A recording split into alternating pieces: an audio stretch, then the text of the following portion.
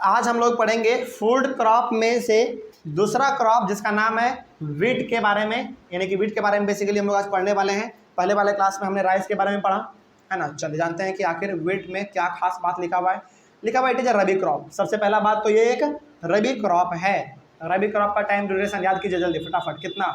रबी crop का अक्टूबर से दिसंबर के बीच में उसको लगाया जाएगा और अप्रैल से जून के बीच में उसको काट लिया जाएगा, यानी कि उसका हार्वेस्टिंग कर लिया जाएगा। इसी को हम लोग कहते हैं रबी क्रॉप, ठीक है।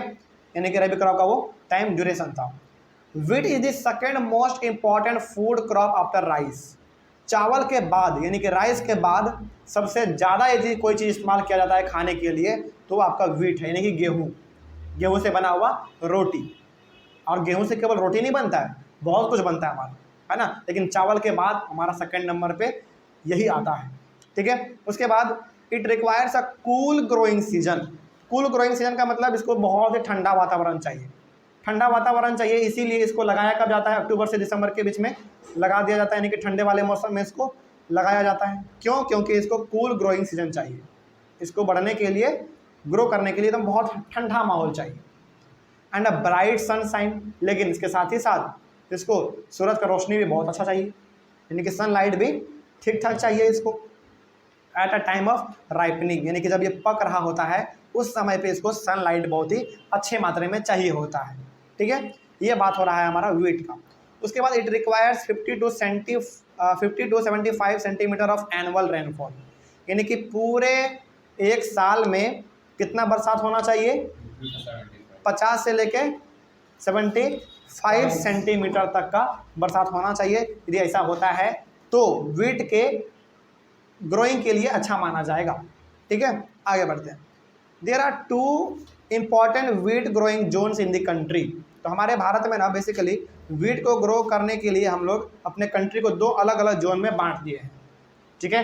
हालांकि वीट का प्रोडक्शन अलग अलग जगहों पे होता है, लेकिन वीट के प्रोडक्शन को समझने के लिए हम लोग क्या कर दिए हैं? अपने कंट्री को 2 अलग अलग डिफरेंट जोन्स में बांट दिए हैं, यानी कि 2 अलग अलग हिस्सा बांट दिए हम लोग, ठीक है। जैसे first the Ganga Sutlej plain in the north west. North west का हिस्सा हमारा कौन सा आ गया बताइए?